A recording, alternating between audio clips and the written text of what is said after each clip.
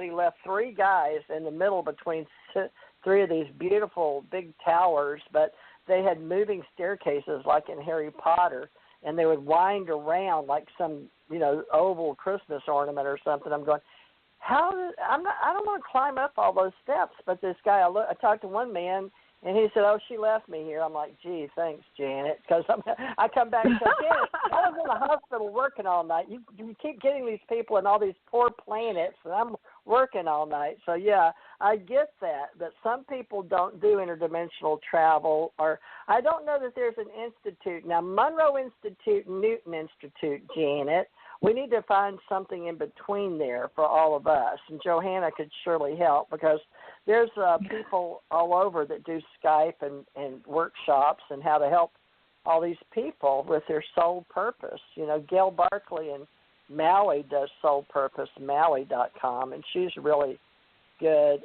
She's with the Michael Institute, Michael Newton. I don't know if you've heard of her. Yeah. Is that still going, Johanna? Is the Michael Newton Institute still going? I don't know. I don't know if that's still going because I sort of moved on into my own thing. So okay, so let's focus. Training. They call it training now, but they still have upcoming training, and they must have people that that learn how to do it and are training other people. So let's focus on Johanna because I'm going to have to leave in about 15 minutes because I have another. I had a previous engagement, but you guys can continue. You ladies can continue the conversation. You wise, wild women can continue the conversation. But I want to focus on Johanna. The few minutes I have before I have to take a break because I have another show previous engagement. So let's talk about what you do. So what do you do that's different than your training? Because, I've trained with a lot of people, and the teacher will always say, I don't want to, student might say, I don't want to copy you. And my teacher was one of those, Hal Stone, he's a young therapist, and he said, well, go ahead and try to copy me. You couldn't copy me if you wanted. So of course we're not going to quite copy whoever taught us. We're going to take everything and put our own twist in it. So what is your twist on all these therapies that you learned? I learned all these therapies probably from myself because I was trying to figure out what fit or what worked for me, and they all were good tools, but they weren't quite what I was looking for. So I kept looking for something new or something different, and in the end, I think in the end is good to say. I hope there's more, but what it came to is that I think what's really important is that you live from your heart. So to get there is the most important thing, because I think the heart is the center, and I try to get people through their heart back to the source energy.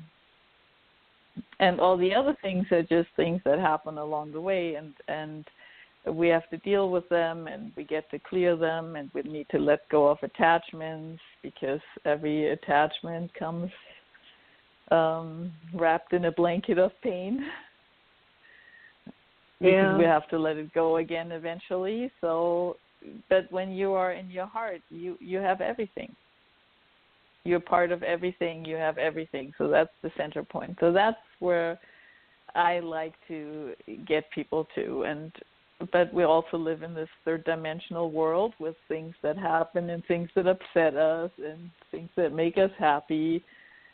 So how to navigate in that?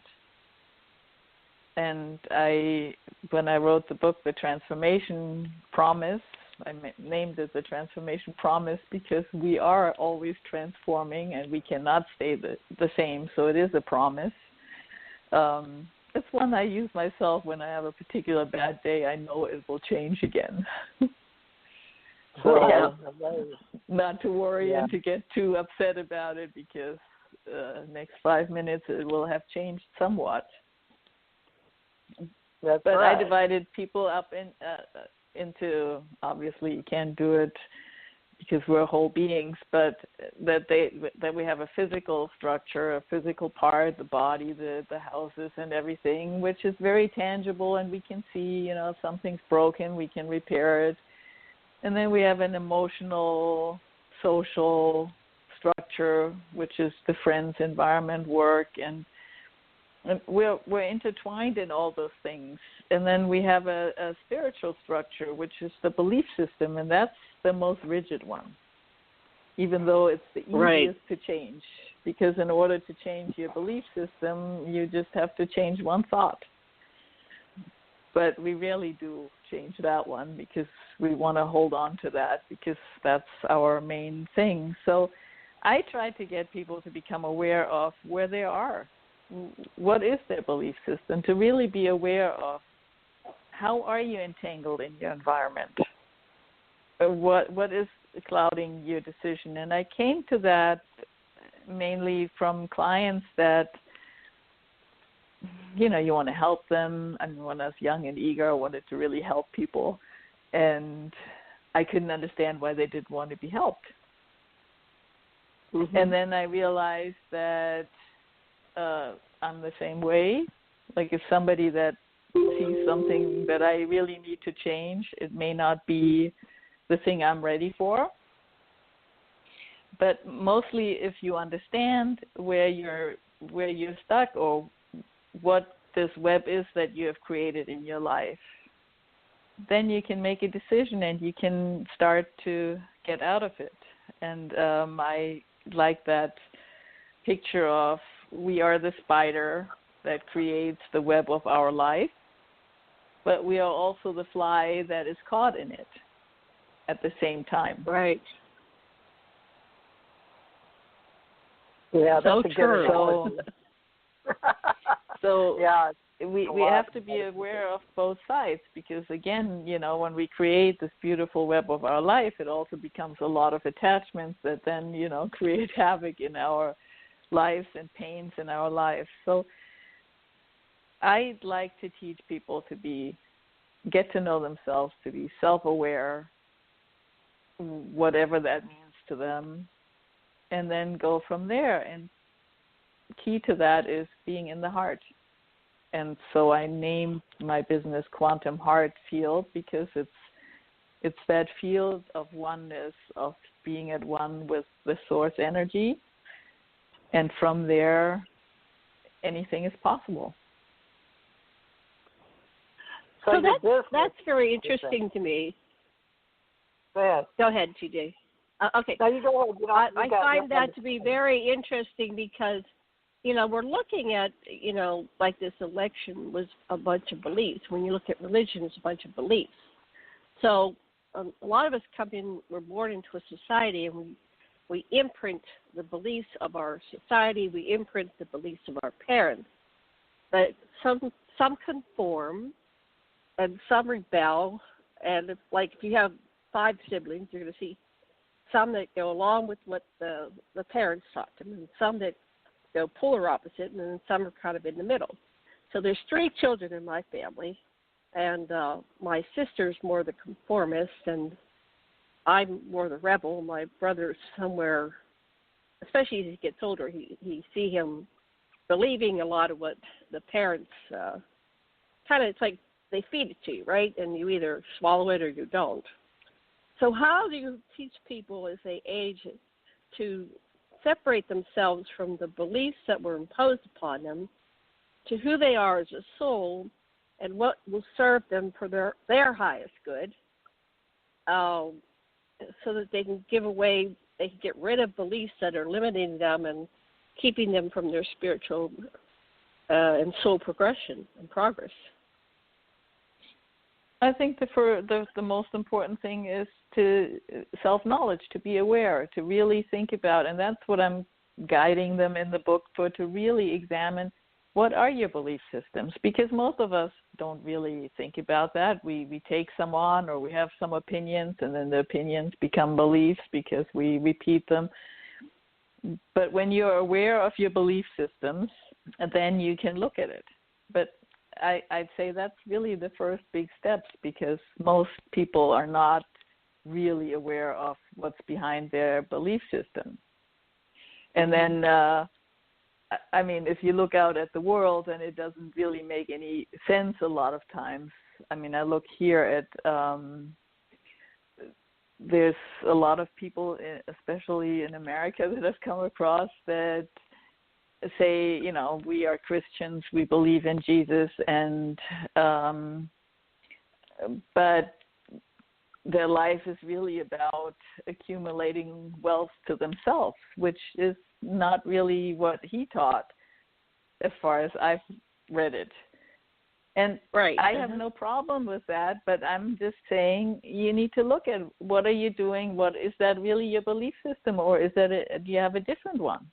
Without, I try not to ever tell people what to do, but I say get to know yourself. And be in that yourself.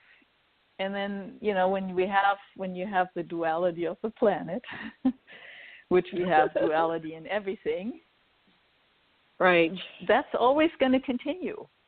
And there's always going to be right and left, day and night, good and evil.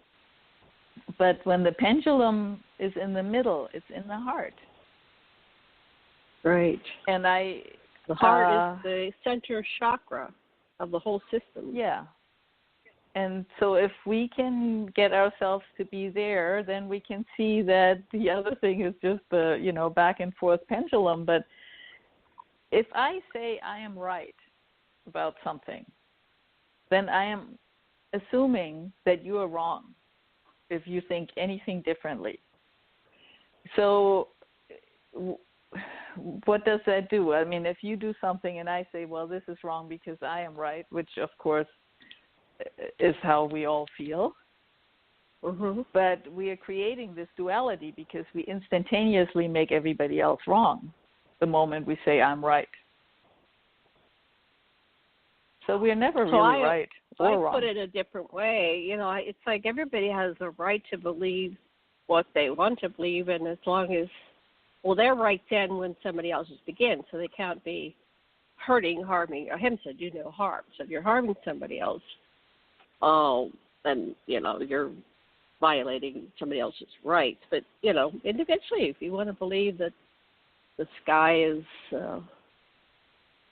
green or purple or something, whatever, that's your prerogative. You know, who are we to question somebody else's reality?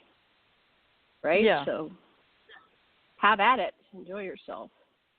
So I think if you wanted to change yourself, then you have to change yourself on all levels, and you have to figure out what that entails in your web. Like a lot of times, people stay in a situation that's unhealthy or painful or whatever because the moving out of that situation is more scary or more painful maybe in the moment than being in this other situation. So we stay somewhere long enough until we're ready to move out of it. But if we become completely aware of all aspects of our situation, a lot of times it's easier to move out of it. Well, that's a good point. So that's one thing that I like to do with people, to just see what is it, what makes you miserable. I mean, overall, I think I can say it, life is not easy. It's hard. There are hurdles, there are pains. The body is, you know, falling apart. So if we all can be a little bit kinder and make it a little bit easier for anybody else, then we're doing a lot. Well, that's important for healing and being good and bright. And many of us are baby boomers, and we're up there now, folks. The lady speaking, Johanna, is a little younger than me, about 10 years, but she's a wonderful teacher and a good soul if you'd like to know her. Now, tell people on the hour here, because Janet's going to have to go, but tell us how they can reach you. How they can reach you. I have a website